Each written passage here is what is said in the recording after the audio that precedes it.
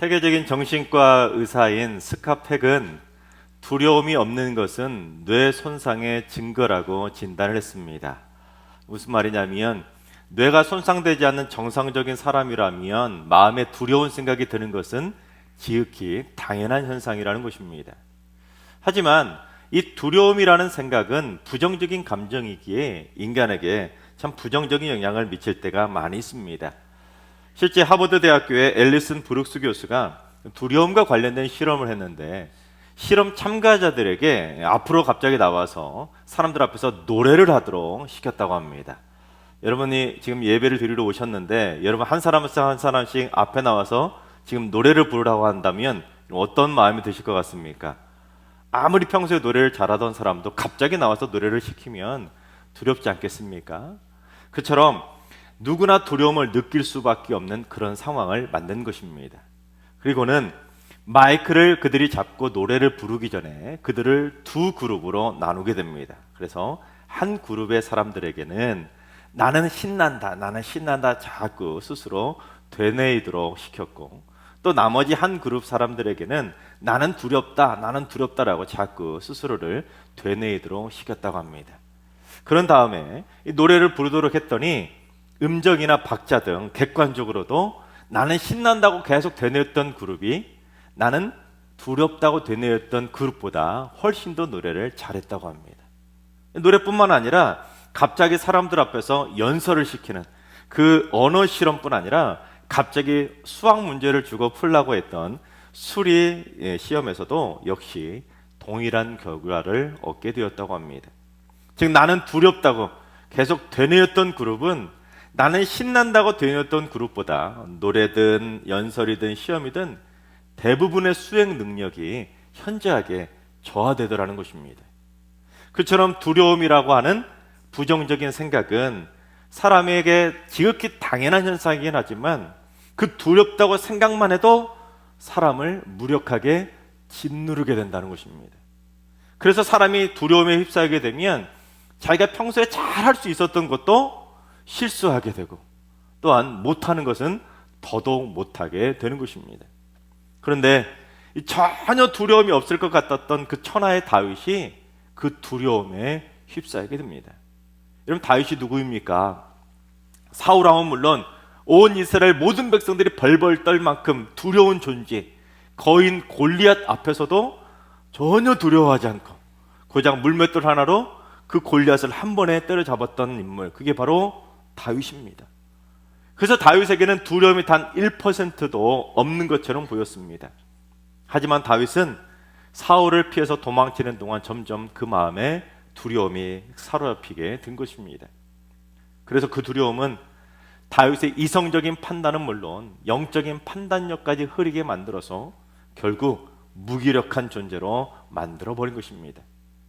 즉 오늘 본문은 두려움에 사로잡힌 다윗이 보였던 어긋난 행동들인데 사람이 두려움에 사로잡히게 되면 어떤 결과가 초래되는지 그 두려움에 사로잡힌 사람의 모습을 그대로 보여줍니다. 첫 번째, 사람이 두려움에 사로잡히게 되면 아직 일어나지도 않은 일까지 걱정하면서 불안에 떨게 됩니다. 우리 1절 상반절을 봉독해 봅니다. 다윗이 그 마음에 생각하기를 내가 후일에는 사울의 손에 붙잡히리니.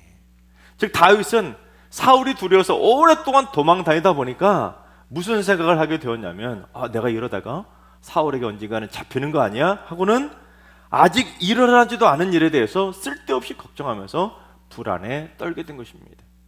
근데 다윗이 그처럼 두려운 생각을 하게 된 그 시기가 더 문제인데 오늘 보면 바로 앞장인 26장을 보면 26장에 무슨 내용이 나오냐면 다윗이 사울을 죽일 수도 있었음에도 불구하고 사울왕을 죽이지 않고 살려서 보내준 이야기가 나옵니다. 근데 그때 다윗이 자기를 살려주자 사울이 다윗에게 뭐라고 했는지 우리 26장 21절을 봉독해 보겠습니다. 사울이 이르되 내가 범죄하였도다. 내 아들 다윗아 돌아오라. 내가 오늘 내 생명을 귀하게 여겼은즉 내가 다시는 너를 해하려 하지 아니하리라. 내가 어리석은 일을 하였으니 대단히 잘못되었도다 하는지라. 사울 왕이 다윗에게 내가 나를 살려줬으니까 나도 너를 다시는 해하지 않을 것이라고 약속하면서 지금까지 내가 어리석고 대단히 잘못된 범죄를 했다고 사과까지 한 것입니다. 즉 다윗이 사울을 한 번만 살려준 것도 아니라 이번이 두 번째입니다. 두 번이나 살려주고 드디어 사울 왕으로부터 사과까지 받았는 것입니다. 근데 이 말은 돌려서 말하면 뭘 의미하냐면 다윗이 앞으로도 마음만 먹으면 얼마든지 사울을 죽일 수도 있다는 것입니다. 그런데도 다윗은 두려움에 사로잡히게 되자 사울이 다시 쫓아온 것도 아니고 사울에게 아직 붙잡힌 것도 아닌데 아직 일어나지도 않은 그 미래의 일까지도 미리 걱정하면서 불안에 떨고 있었던 것입니다. 사울이 다시는 자기를 해하지 않을 것이라고 약속하고 사과까지 했으면 어떤 생각을 해야 되겠습니까? 그래도 일단은 최소한 사울이 자기를 다시 쫓아오기 전까지는 그래도 그때까지만이라도 걱정하지 말아야 되는 거 아니겠습니까? 그런데 다윗이 한번 두려움에 확 사로잡히다 보니까 내가 이러다가 사울에게 잡히는 거 아니야? 하고는 아직 잡히지도 않았으면서도 일어나지도 않은 것까지도 걱정하면서 미리부터 불안에 떨었던 것입니다.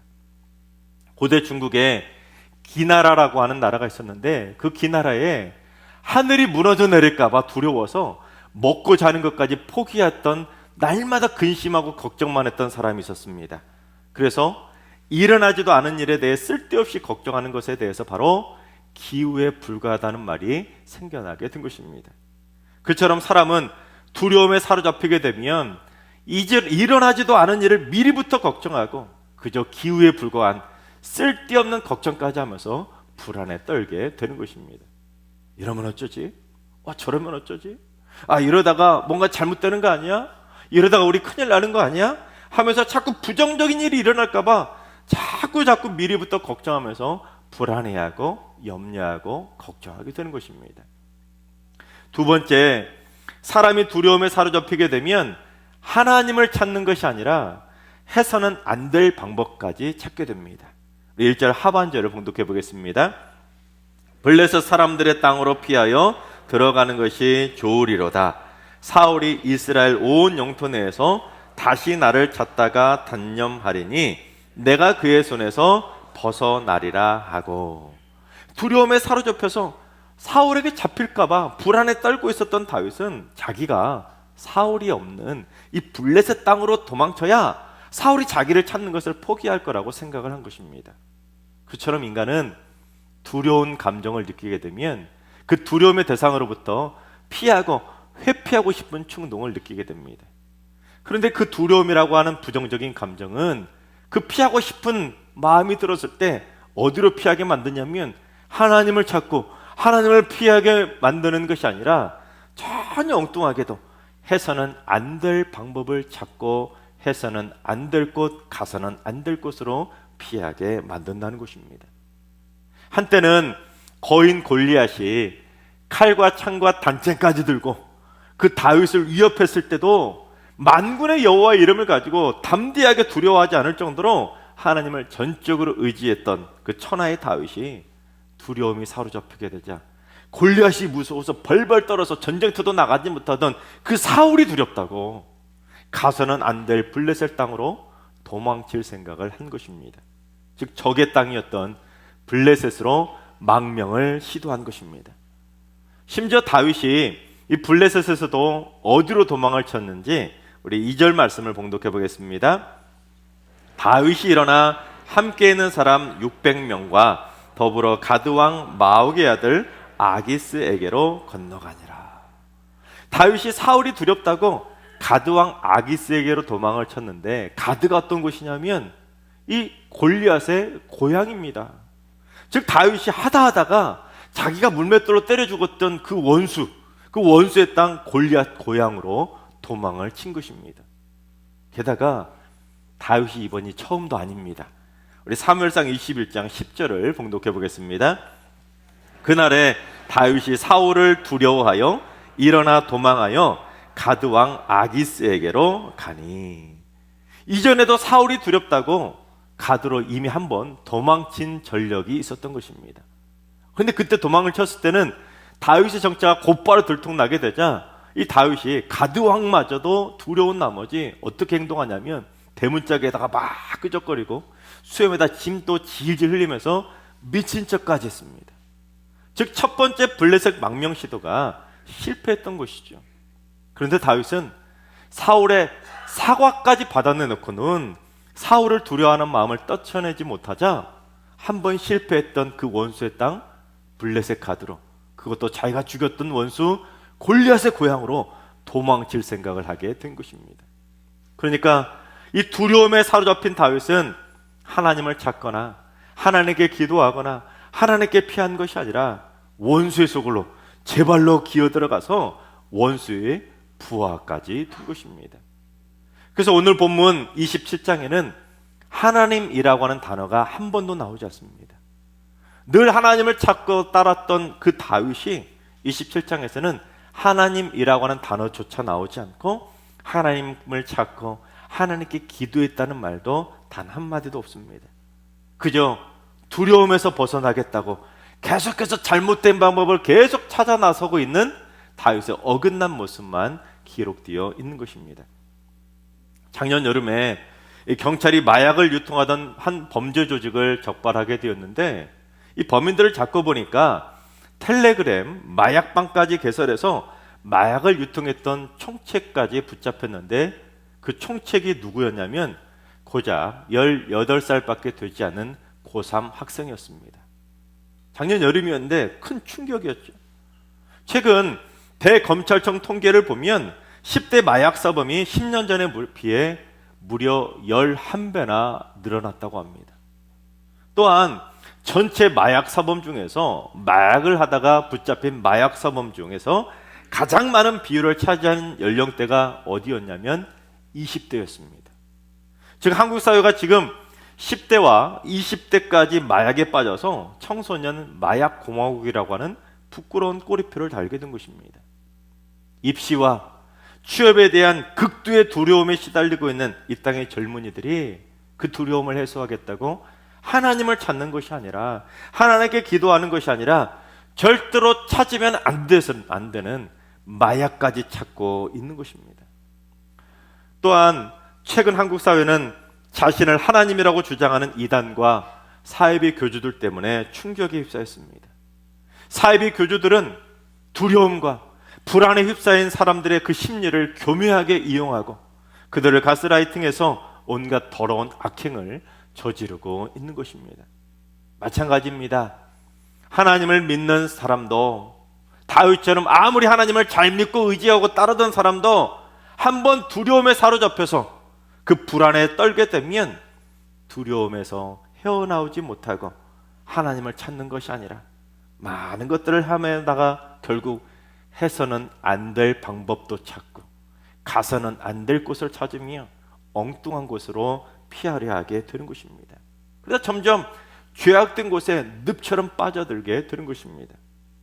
술을 통해서 의지하며 두려움을 벗어나 보겠다고 한 잔 두 잔 마시다가 결국에는 술로 안 되면 좀 더 센 마약을 찾다가 결국 마약 중독에까지 빠지게 되는 것입니다. 또한 불안한 미래가 두렵다고 한두 번 점을 보다가 아예 부적을 사기도 하고, 그것도 해결되지 않으면 좀 더 자극적인 이단, 좀 더 자극적인 사이비 종교에 빠지게 되는 것입니다. 심지어 최근에 마약이나 점, 이단, 사이비 종교에 빠지는 연령대가 점점 낮아지고 있다는 것이 심각한 문제 아니겠습니까? 즉 다음 세대 자녀들이 지금 심각할 정도로 지금 두려움에 휩싸이다 보니까 판단력을 상실하고 찾아서는 안 될 것을 찾고 해서는 안 될 일을 해가고 있는 참 안타까운 현실이 되고 있는 것입니다. 그뿐이겠습니까?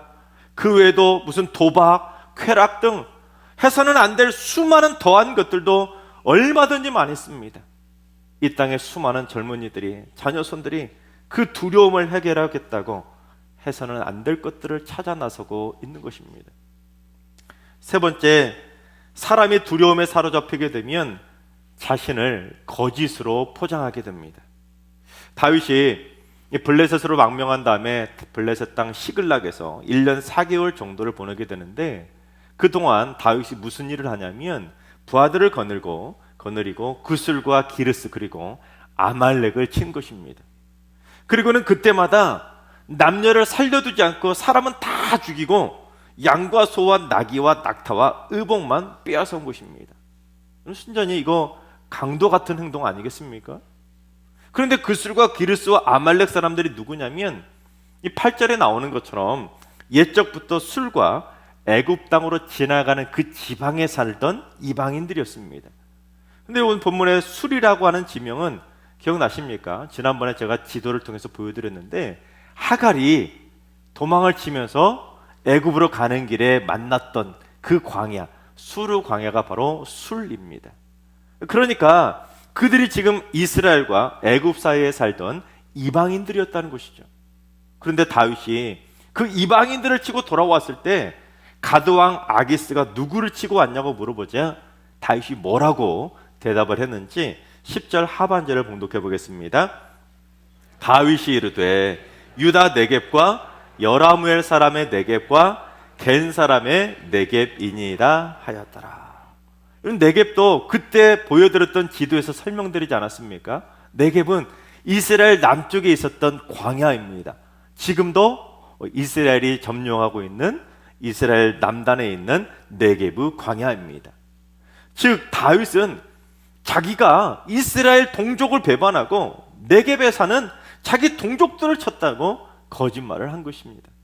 그래서 가드왕 아기스는 이 다윗이 했던 거짓말에 속아서 다윗이 자기 백성 이스라엘에게 심히 미움을 받게 되었고, 그래서 다윗은 영원히 자기 부하가 될 거라고 착각에 빠지게 됩니다. 그런데 다윗이 거짓말을 했었던 실제 속셈은 따로 있었습니다. 무엇 때문에 다윗이 그렇게 거짓말을 하게 되었는지 우리 11절을 봉독해 보겠습니다.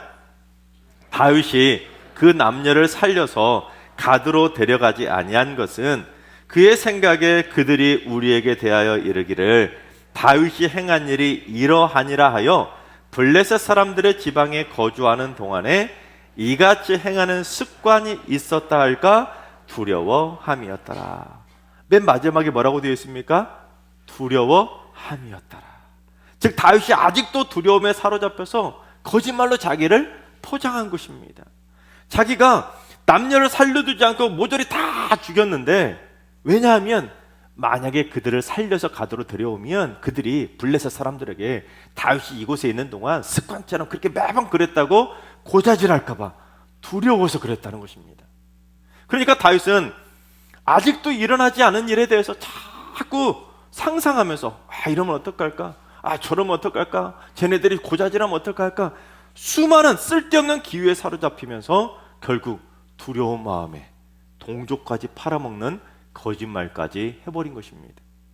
다윗이 처음에 가드로 도망쳤을 때도 미친 척까지 하면서 자신을 거짓으로 포장했었는데, 이번에도 똑같이 두려움을 해결하지 못하게 되자 거짓말로 자기를 그럴싸하게 계속해서 포장하며 감춘 것입니다. 그처럼 두려움은 한번 사로잡히게 되면 웬만해서는 떨쳐내지 못하고 끈질기게 자신을 괴롭히는 부정적인 감정이 올라오기 때문에, 그래서 두려움이 무서운 것입니다. 그렇다면 한때 골리앗도 때려잡았던 그 천하의 다윗이 어쩌다가 그 지경이 되었는가? 어쩌다가 두려움과 불안에 휩싸여서 그렇게 해서는 안 될 행동들을 계속 범하고 말았는가? 그건 바로 다윗의 광야 생활이 길어졌기 때문입니다. 다윗은 사울 왕이 두려워서 이리저리 도망을 차이던 시절이 10년 정도 있었습니다. 그런데 다윗이 도망치던 그 10년의 기간은 거의 대부분 광야에서 도망친 생활이었습니다. 그래서 다윗이 오랫동안 광야에서 떠돌이 도망자 생활을 하느라 다윗은 조용히 하나님의 말씀을 묵상할 시간도 없었고, 간절하게 하나님께 기도할 시간도 없었고, 하나님께 온전히 예배한 시간도 없었고, 무엇보다도 하나님을 찾지 않고 하나님과 멀어지게 된 것입니다. 그러다 보니 다윗의 마음에는 하나님이 가득 찬 것이 아니라 두려움이 가득 찰 수밖에 없었던 것입니다. 다윗이 블레셋 땅으로 도망가서 그곳에서 지내던 1년 4개월 기간 동안 했던 일은 무엇입니까? 하나님을 찾았던 것은 단 한 번도 없고 그저 누락질하고 많은 것들을 빼앗아오고 사람들 다 죽이는 살육의 현장만 있었던 것입니다. 그처럼 다윗은 이빨 빠진 호랑이에 불과했던 사울을 전혀 두려워할 필요가 없었는데 괜히 사울을 두려워했다가 할 필요가 없는 쓸데없는 일들을 계속해서 저지르게 되었던 것입니다. 그래서 주님은 우리가 두려워해야 될 존재, 그 존재를 분명히 가르쳐 주었는데 그 존재가 무엇인지 누가복음 12장 4절과 5절을 봉독해 보겠습니다. 내가 내 친구 너희에게 말하노니 몸을 죽이고 그 후에는 능히 더 못하는 자들을 두려워하지 말라. 마땅히 두려워할 자를 내가 너희에게 보이리니 곧 죽인 후에 또한 지옥에 던져 넣는 권세 있는 그를 두려워하라. 내가 참으로 너희에게 이르노니 그를 두려워하라. 사람을 죽이고 그 후에는 어찌할 수도 없는 그런 존재에 두려워하지 말고 사람을 죽일 수도 있고 죽인 후에 그를 지옥불에도 던져 넣을 수 있는 권세를 가진 존재를 두려워하라는 것입니다. 그런 존재 누가 있겠습니까? 하나님입니다.